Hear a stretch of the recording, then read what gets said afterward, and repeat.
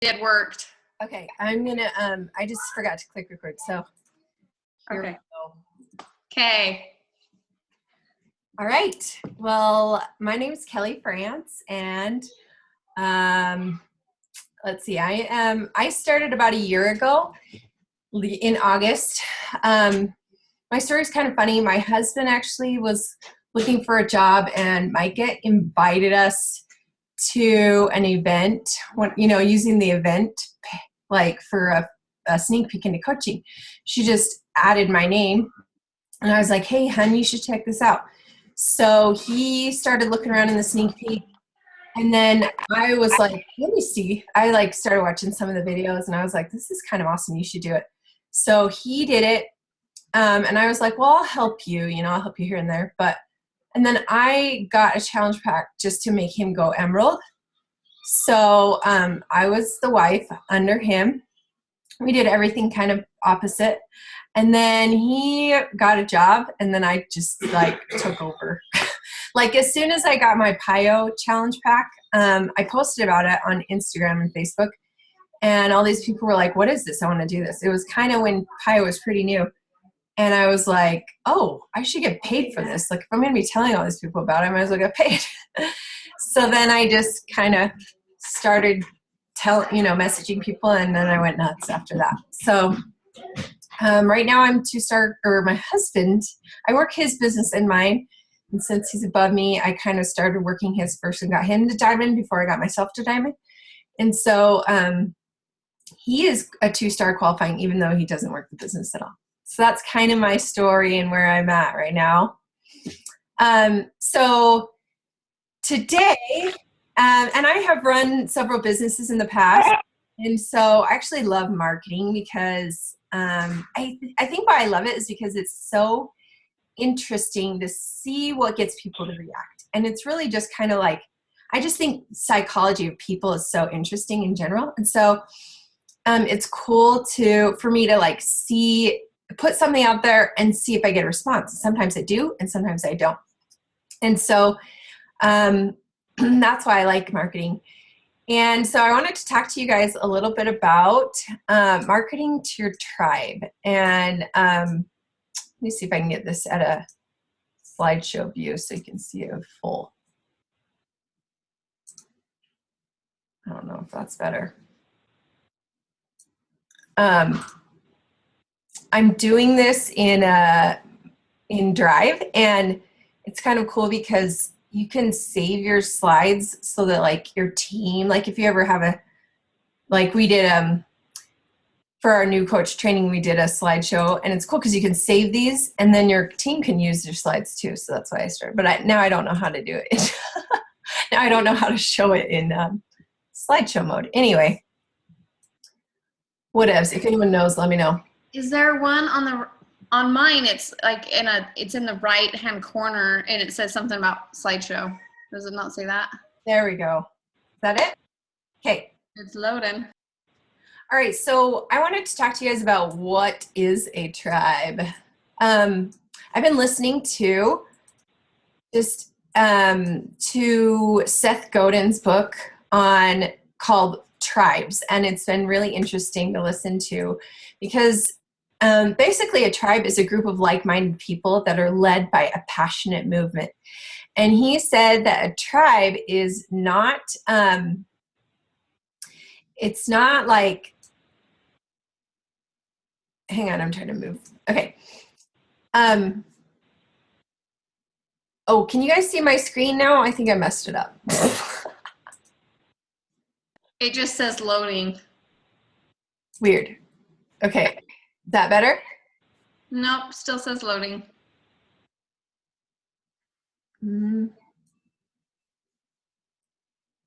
Still?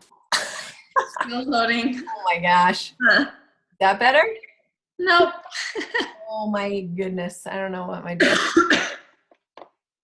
I promise you I've had meetings before. Should I stop share and then start it again? Yeah. I'll do that. Hang on really quick. All right. Tell me if that worked. There you go. Yep. So a a tribe is, and a tribe is not just people with common goals. It has to be kind of like a passionate movement, right? So my way to paraphrase that is a group of friends on a mission, because that's really what a tribe is. So don't complicate it. So I want to talk about what your tribe is, because your tribe is not going to be my tribe. Every tribe will be different because each one of us is unique. And so your tribe is going to be very much like you. And so in order to discover who your tribe is, you kind of have to discover more about who you are.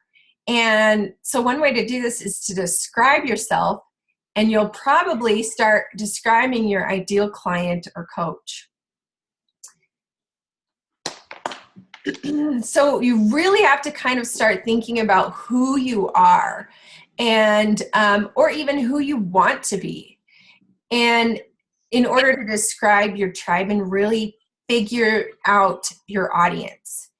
I love this quote by Diane von Furstenberg. She's a dress designer. She said, "I didn't really know what I wanted to do, but I knew the woman I wanted to become." So, your tribe doesn't have to be, they don't have to be who you are necessarily. They can also be who you're striving to be. It can be a little bit of both. So let's talk about how to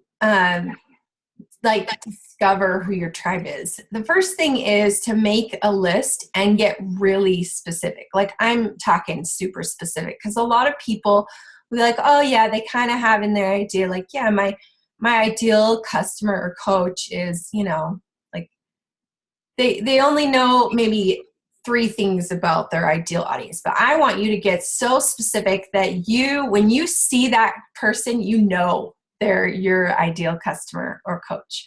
So I'm going to ask you some questions that might help you get started. And then I want you to really start adding to your list. Like, I just got on I use Evernote. And so I just got on my phone and I started making a list of like what my in a perfect world, my coach would be, or my customer would be. And I started, and for me, it's kind of, I think more of what my coach would be, because typically your customers hopefully turn into coaches, right? And when you think about it, think about you in a couple years, maybe hosting your own retreats and doing things with your team and your tribe. And what would you be doing? Like, what kind of things would your tribe like to do? What kind of retreat would you hold? So let's start with these really basic questions, and then I'm going to share my list, and to give you an idea of just kind of how specific you should get. So ask yourself, how old is your ideal coach? Where does she shop? Is she, how old is she? Is she 20? Is she 40? Is she 30? Get specific. Maybe pick a range of the age range that you the kind of people you tend to connect with. Where does she shop? Does she love to shop at Target? Does she love to shop at, I can't think of anything else. Forever 21. Does she love to shop at, Pottery Barn? Just start thinking of where that person would shop. And is she single or is she married? Does she have kids, and how many kids? What are her hobbies? What does she like to do when she's not, besides working out? So I'm going to share my list with you guys, just so I can share how specific that I've gotten. And I love adding to it. It's really fun. I'm like, ooh, and yeah, my coach would totally be like this. So, okay.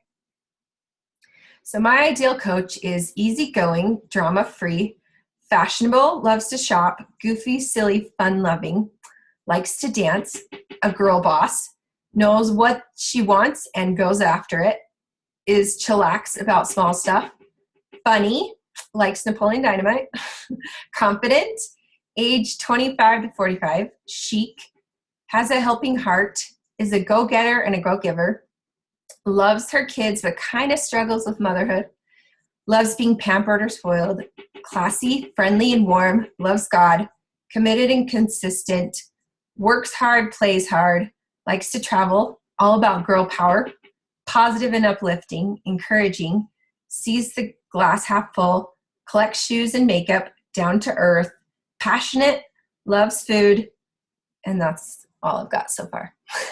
So can you see how like I have a pretty, very, very clear vision of my audience and who I'm talking to. And so one of the quotes that Seth shared in this Tribes book is that almost all the growth that's available to you exists when you are not like most people, and when you work hard to appeal to folks who aren't most people. So my advice to you is to not try to appeal to everyone, to stay weird, to be completely you and embrace your dorkdom. I was thinking of Portland. I wanted to show you guys this awesome graphic that says "Keep Portland Weird," and it's got this naked biker that I censored for you guys. But Portland is not. They are not like marketing to everyone. They're marketing to weird people. And so they attract a lot of weird, unique people. And that's what makes Portland unique. And that's what I'm encouraging you to do, is to really just be you and be unique. Because I tell this to my daughter all the time, because she's in junior high, and junior high sucks. And right, and there's all the cliques, and you always question yourself in junior high. And you know, she's just a unique girl, and I just tell her, you're too fabulous to fit in. Like, just keep being you. You know, it's okay to be different and to stand out a little, and that you're going to attract those type of people, and that's what you want. You want your kind of people. So you're not the coach for everyone. This is something I want you guys to really, once you accept this, it's going to be a lot easier to deal with no's, to deal with, you know, people maybe joining other teams or whatever, and to also to just post to your audience. Bonnie Engel, in one of her recent videos, she's a top number 6 coach in the whole corporation. She said, when you talk to everyone, you talk to no one. So stop trying to appeal to everyone. Like, you want to be really specific with who you're talking to, and you don't have to appeal to, you know, if you're single, you don't have to appeal to moms, or vice versa. So just start talking to the kind of people that you want to attract. I'm going to share a little experience I had this weekend where I was reminded that I'm not the coach for everyone. I had a customer contact me. She is a friend from Kansas. She signed up for the 21-day fix like in the fall, and I got her going. I put her in a group, you know, gave her all the tools and everything, and she just never really engaged in the group. I did it again. You know, I put her in, I was like, hey, I've got another group going. I did it again. Things didn't quite work out. She reached out to me this weekend and said, hey, I just wanted to let you know that I've decided to switch coaches. I just feel a better connection with this other coach. And, you know, it's nothing personal. I think you're a great person and a great friend. I just am really inspired by this person, and I think she's going to be able to help me reach my fitness goals better.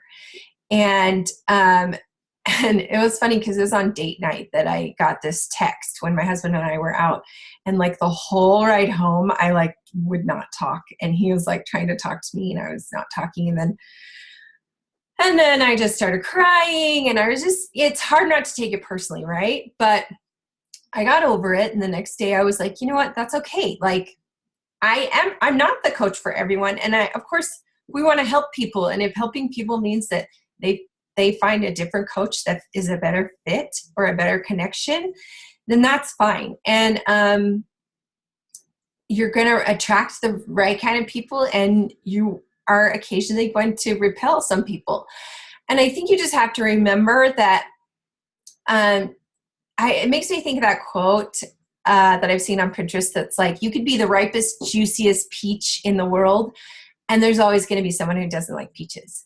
And I think that's where people get scared, is they're like afraid of rejection or afraid of like, oh, if I post this, someone might unfollow me. And yes, they might, but you might also get more people following you because they're inspired by you. In fact, I think that's generally the case, is that you're probably going to inspire a lot more people than you're going to lose. So I think it's worth it in the long run. I think it's worth the risk. And you're going to take a risk because you're putting yourself out there and you're being yourself. And that's kind of scary, to be 100% you, right? Because it makes you vulnerable. But being vulnerable is what attracts people to you.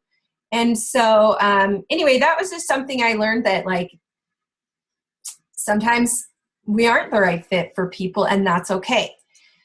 So let's talk about how to talk to your tribe.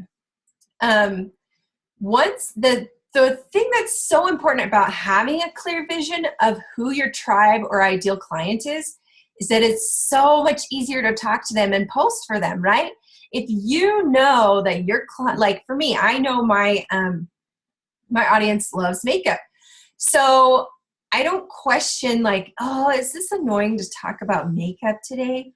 No, because my audience loves it. Like they always go nuts when I talk about makeup in my posts.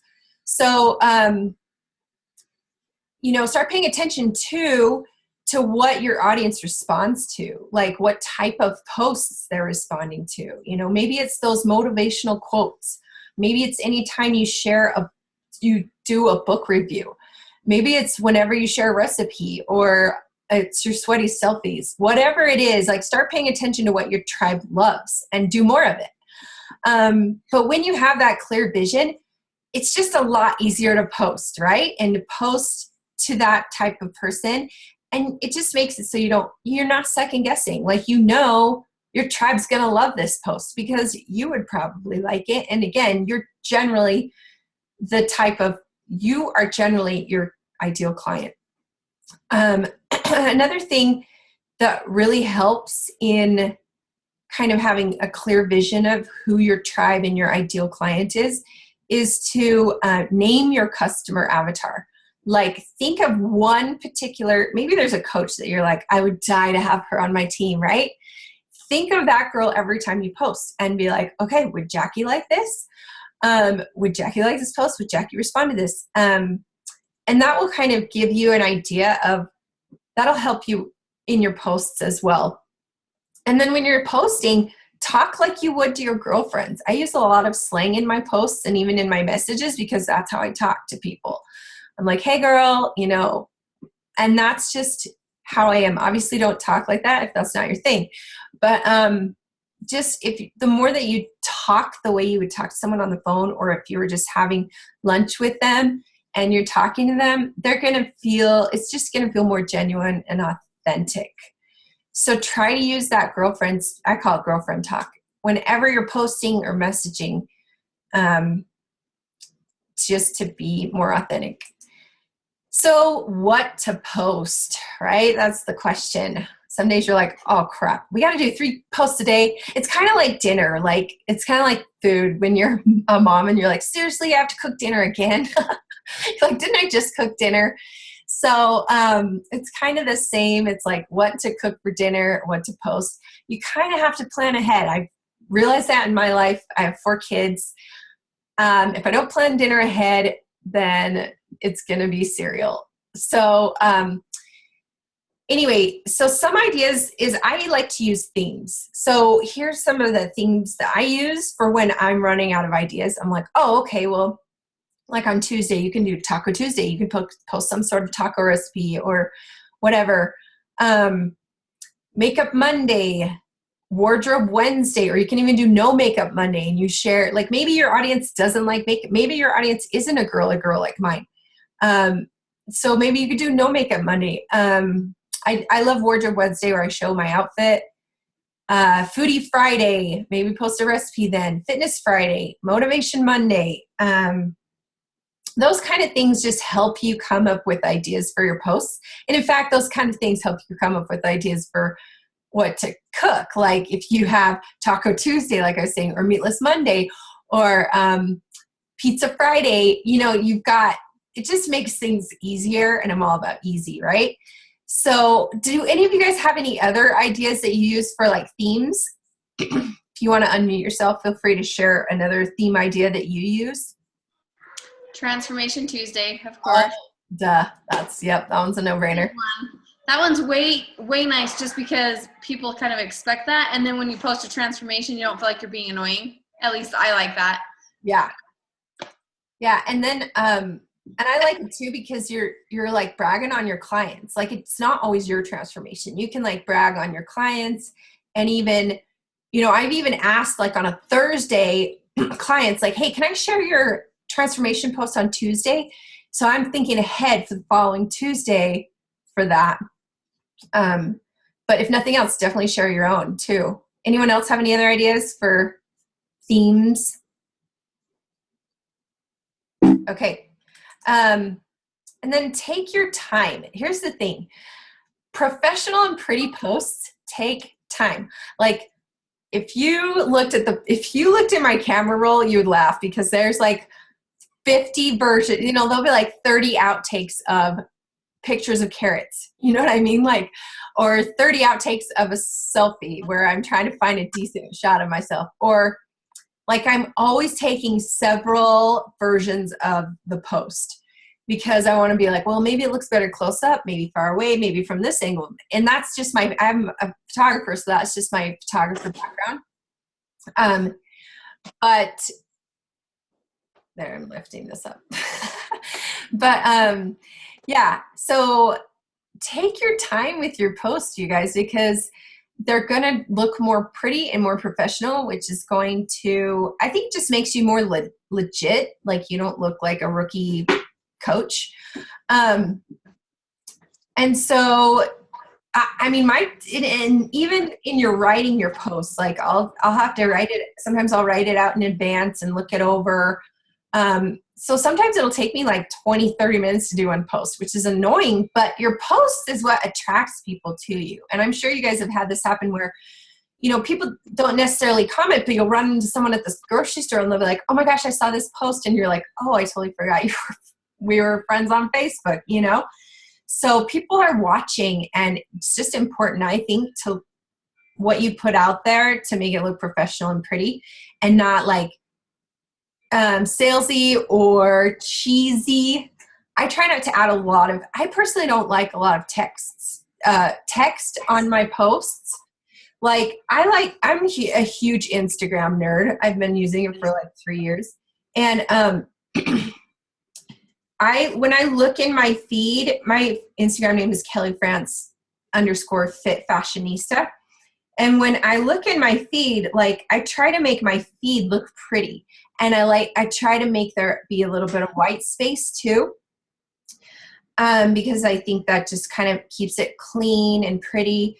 And so I don't like a lot of posts that have like words on it, too many words, or, you know, that's just not my style, but that might be your style. So again, that's when it comes down to just knowing who you are and who your audience is.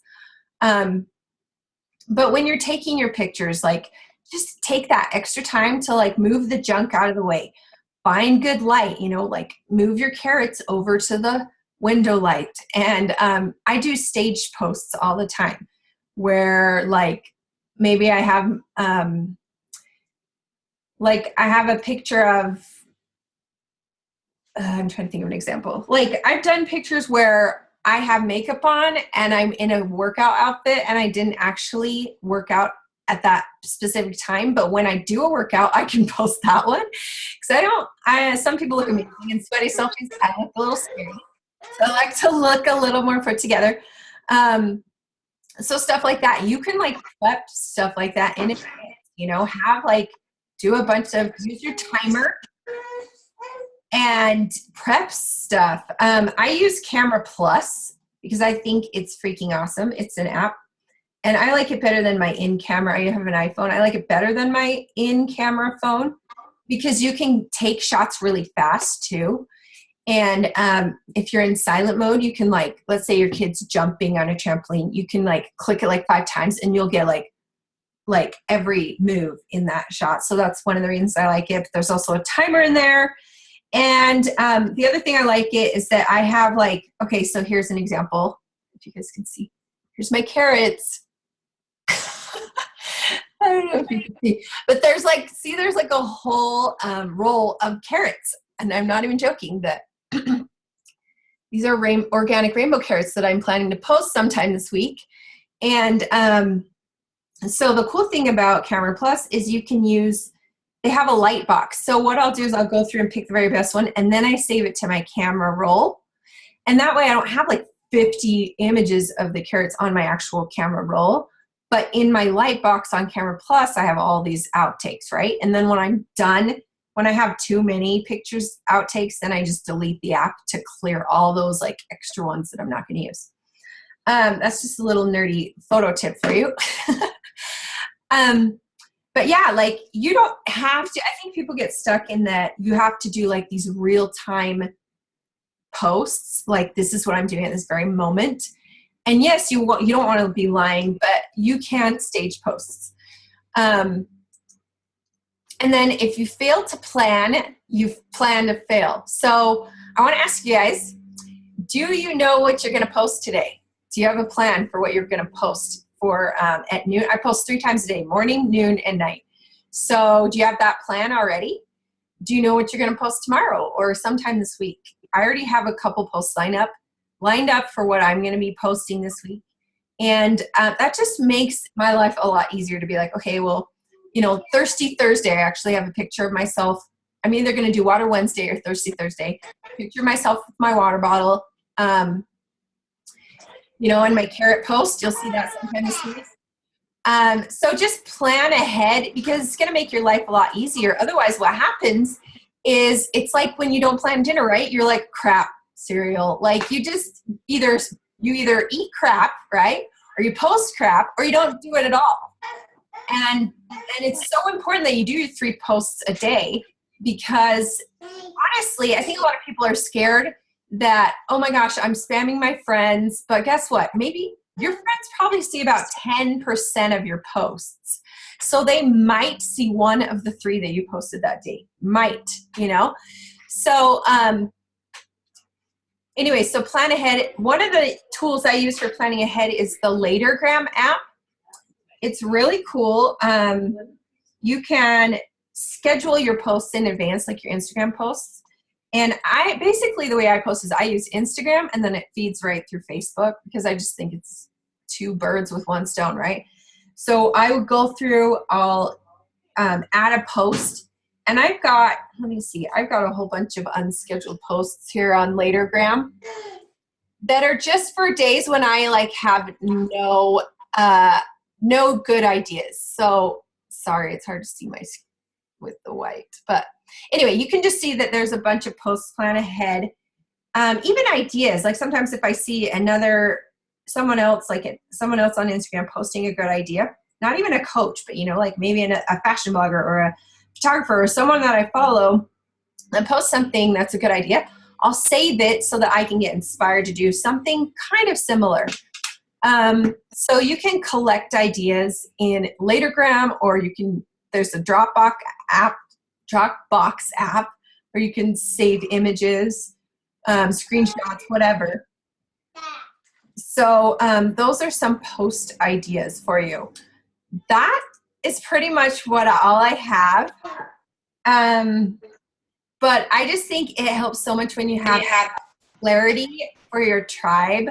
When you know who you're marketing to, like life just is so much easier. And then when you plan ahead for what you're going to say to that market. So do you have any thoughts, Jalen? I'm sure you have lots to add. Oh no, I think you nailed it because I'm sorry, let's see if you'll cooperate.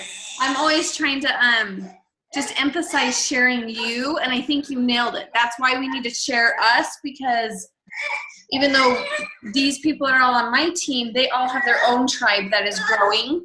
Mm-hmm. And we need to be marketing to those people. And we've even had some situations on our team where people have chosen other coaches within our own team.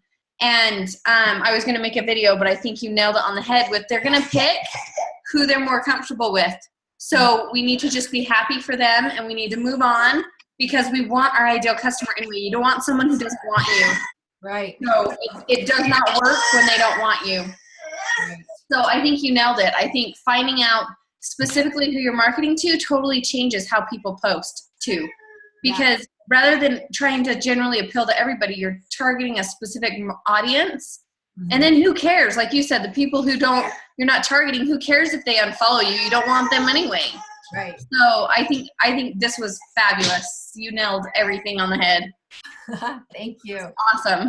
It's been fun to study more about, because I think tribes are just so interesting, and you can just creating your own environment, like your own culture really is right. what it is. And you can do this in your free groups, you can do this in your challenge groups, and you can do this in your team too. So well, and I think that it, like you said, also makes you it makes it more positive. You know who you're targeting. Your team has this culture that you've been wanting, rather than targeting everybody and you're getting people you don't agree with and they kind of don't work things how you'd like. This is going to just make everything, like you said, you're building a specific culture. And so then you're not going to take things personally when it's not targeting a certain person. Does that make sense? Yeah, it does make it easier to not get, it's hard not to get emotional with this, especially when you're right. But right. Yeah, it makes it like, okay, like Amy Silverman was like, good riddance, like peace out. So I think, and Amy Silverman is an amazing, you can, like, she has her own tribe, like, oh yeah, brand of people that follow her and coaches that she works with, and it's really cool to watch. So she's a good one to follow on Instagram. Yeah, I agree. I think that's another thing, is to maybe follow top coaches who you appeal to. Yeah. Or who are like your target audience, and see how they post and see what is attracting you to them, because that's what's going to appeal to your customers. So yeah, I agree. At first I was like, okay, I'm going to follow all the top 10 coaches. And it was funny because like I'd get notifications on Instagram that they posted, and some of them I was just like, meh, I don't really care. And some I'm like, I can't wait to see what they post. Right, exactly. Again, it's just like you're connected to certain people and why. But yeah. So, all right. Well, thanks you guys. Does anyone have any questions for me before we wrap it up? Now's your time, people. Ask away. No? She just nailed it so good. No one has questions. Awesome. Okay. Will you send me the link to this recording somehow so I can post it for my team that comes on? I will. Awesome. Thank you. Thanks for listening. Really appreciate it. Okay. Bye. See ya.